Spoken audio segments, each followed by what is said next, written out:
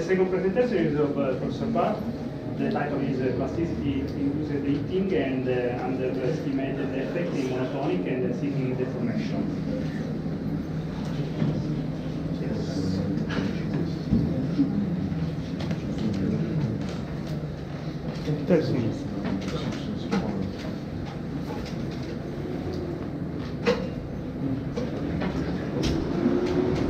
It's okay. Now it works. Just takes time. Thank you very much for the introduction. Just one name, one bad name with some special characters in German, yeah, so it's a little bit difficult. Thanks to Oleg for the presentation before, making me a professor. It's always nice to do that. And to everybody, Oleg makes the formulas, I make the nice pictures. Yeah, so you don't have to estimate any mathematics inside, just nice pictures. Yeah? That's why we do thermography, but now I want to talk about plasticity or deformation-induced heating. What is this effect and what does it mean for the material properties? Everybody?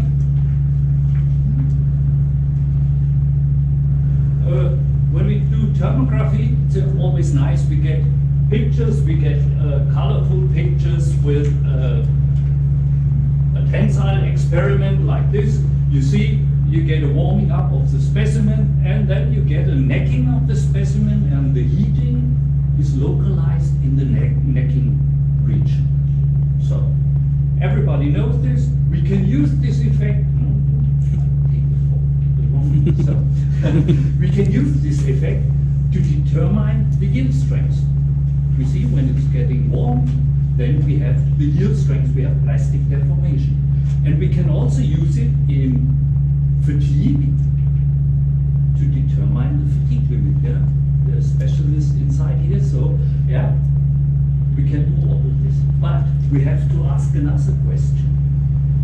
What is the effect of the plasticity-induced heating on the material properties? I don't think that anybody thought about this inside. Just making pictures, but don't think about it. Okay, I will talk at first about the temperature increase in tensile test. Then we'll show some experimental details about some experiments we did. The influence in tensile test of the plasticity-induced heating, then the same in fatigue test, and the influence of plasticity-induced heating on fatigue behavior, and there I will talk a little bit about very high cycle fatigue. We're getting interesting. Again, the tensile test, you see here the normal stress strain curve from the tensile test, and we can do some thermographic measurements to that, the same as we did before. If you are before the maximum, you get a little bit of heating of the specimen. After the maximum, it gets localized, and you see in the necking region, the temperature rises, and we get a temperature increase in this experiment, which is performed on aluminium alloy with a strain rate of 100 millimeter per minute. We get a temperature increase of about 16 degrees centigrade. Yeah. If we rise the strain rate, we get a higher increase in temperature. Okay, we see that, and my thoughts on that was that is this a self-amplifying process? What do I understand under a self-amplifying process? When we look on the plastic deformation leads to a space energy dissipation. We get energy dissipation by dislocation, movement, and so on. And this leads to increasing temperature, localized. And this increasing temperature leads to a local softening. And we have a local softening, we have increased plastic deformation, and so we get a self-amplifying process. And this leads to a high temperature increase in the necking region. And now it's a question, how can we experimentally investigate this effect? We have to reduce the heating effect. We have to break this chain by reducing the increasing temperature. And we did it with tests in water. the specimen, not a cooling, just putting away the dissipated energy. That's all. And that's what we did. We made some tensile tests on an oxygen-free copper and on aluminium alloy in water and in air under stroke control. We built a chamber and we put the water directly on the specimen to get a perfect, not a cooling, I will say a cooling just to put away the energy. And we measured the strain to failure directly on the specimen. Here you see on the copper specimen we made some marks on it, and we have it after failure. The copper specimen don't fail. We had a load reduction to 98% of the maximum, and they were still unbroken. They were just before breakage, so it's nearly the same as they are. Okay, and then we made again some thermographic measurements with an Infratech thermographic camera. So, with the thermographic camera, we made the temperature increase as a function of the crosshead speed. And you can see clearly, yes, higher the crosshead speed, the temperature is increased. When we go up to 1,000 millimeters per minute, we have a temperature increase of more than 50 degrees centigrade in the tensile test on the surface of the specimen. We have a strong increase, nearly the same between copper, as in the case of copper and aluminium alloy, and this reflects, we thought, into the material properties. And here you can see the strain to failure in case of the aluminium alloy, and as you can see in blue is in air, red is in water. We don't have any difference. Yeah, it was frustrating, but that's experimental work. You expect something and get something else. Yeah, we don't have a change, a little bit a decrease perhaps, but no difference between water and air. Then we changed to copper, and in copper it was more interesting. In case of air, we have some deviations, but nearly the same strain to failure, independent of the crosshead speed. But what we found in the experiments in water, we have an increase of the strain to failure up to crosshead speed up to 100 millimeters. It's a visible difference of about 3 to 4%,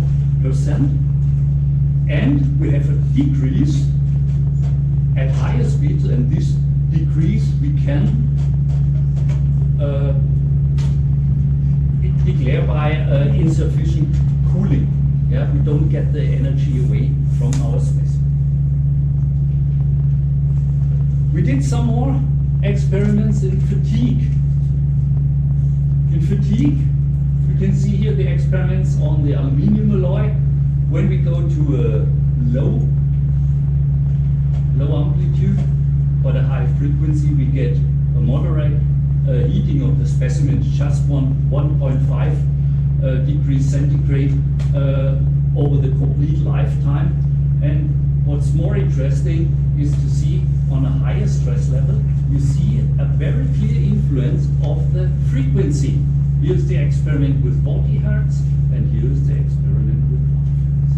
We have a distinct influence of the frequency in that case, but unfortunately, we have only small heating effect below the yield strength, rises with the loading level, but we have no influence on the cyclic lifetime. We made some experiments in water and in air, but nearly no difference in the cyclic lifetime.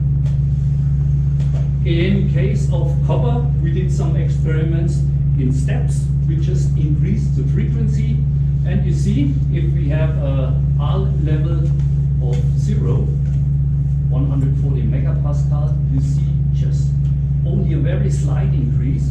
If we have a higher amplitude, we have a very high increase in temperature. It's here about 9 degrees. It's very good measurable. You can you have found found that too in diverse experiments. Yeah? So we have no influence on the cyclic lifetime too in this copper, but we have seen the heating level depends on the loading level, the frequency, and the stress ratio. And now we thought about how can we investigate this? Why is there an increase, and what is the influence of the frequency? So we did an experiment in copper, amplitude 200 megapascals, R value -1, and a frequency of 1 hertz. And we measured just one cycle the temperature. And here you see the temperature change within one cycle. That's in tension loading. The specimen cools down due to the thermoelastic effect. And in compression, you get a heating of the specimen. And then we did some mathematics, simple mathematics. We subtracted the thermoelastic effect that we have measured on the same specimen before. So we have the same conditions, and we can say that's the thermoelastic effect, not only calculated, it's directly this from this individual specimen. And then the result is the dissipated energy. And this dissipated energy looks like this. You have an increase here under tension, and you have another increase under compression. And now when I plot this against the stress, then it's getting interesting. Here you get a stress temperature cycle just from the dissipated energy. No thermoelastic effect, only dissipated energy. We start here at 0, and we have a level of about 110 megapascal, and here starts the heating of the specimen. Up to the maximum load, 200 megapascal, and then it starts cooling down the specimen again. The dissipated energy is getting lost. And then we have again starting a heating at about -130 megapascal, again a heating, and after the maximum again cooling down. So that's in copper, one cycle. And now when you look at the frequency, what does the frequency? The frequency just reduces the time for cooling. And when you reduce the time for cooling, you get an increase in temperature. And that's all. We don't have any effect in our experiments, but in VNCF, in very high cycle fatigue, I find a nice paper from Ilkin, Weidner, and Biermann. And they made some experiments on a particle reinforced aluminum alloy, very high cycle fatigue. One time with just pulse pulse mode, that's this one here, and they added a spot cooling. Will work. And they reduced the temperature increase of the specimen from 17 Kelvin down to 10 Kelvin. And what they found is an increase in the cyclic lifetime, if you compare this. So there must be effect of heating, but not from the overall temperature. We have to look on the local temperature. And that brings me to a sketch of some thoughts from me. How can it work in very high cycle fatigue? We have some particles inside in our material, and we get a stress concentration around these particles, leading to a heating under loading. And we get energy dissipation in the stress field around these particles. This heat is conducted into the material and see the overall temperature of your specimen. But local, the temperature is higher, significantly higher than what you measure on the surface, and you get around this particle a local softening. And then you get this self-amplifying process, local softening, higher plastic deformation, and so on. And perhaps somebody should think about that when talking about very high cycle fatigue. Yeah, perhaps this is an argument for this fine-grained area and something else. But I'm not a specialist on very high cycle fatigue. Just a thought from my point of view, and perhaps this leads to crack initiation. So, what I've shown, we get a temperature increase in tensile test, but it depends on the loading rate. How fast you load, the higher you get the temperature. The cooling of the specimen can increase the strain to failure. Depends on the material. Yeah, we found it in in copper, but not in aluminium. Maybe the failure mode, maybe the effectiveness of cooling plays a role. We have no changes measured in the cyclic lifetime. So, that may be statistics, too low frequency and so on. Yeah. Time for cooling is reduced with the increasing loading frequency. Yeah, was a clear thing. And we have high temperature increase in parts. Yeah, therefore, people make a pulse loading on this. Yeah. And the cyclic lifetime, from my point of view, can be influenced by this high local temperature leading to a fracture, initiation of fracture in these materials, and just the question at the end, the failure in very high cycle fatigue, perhaps it's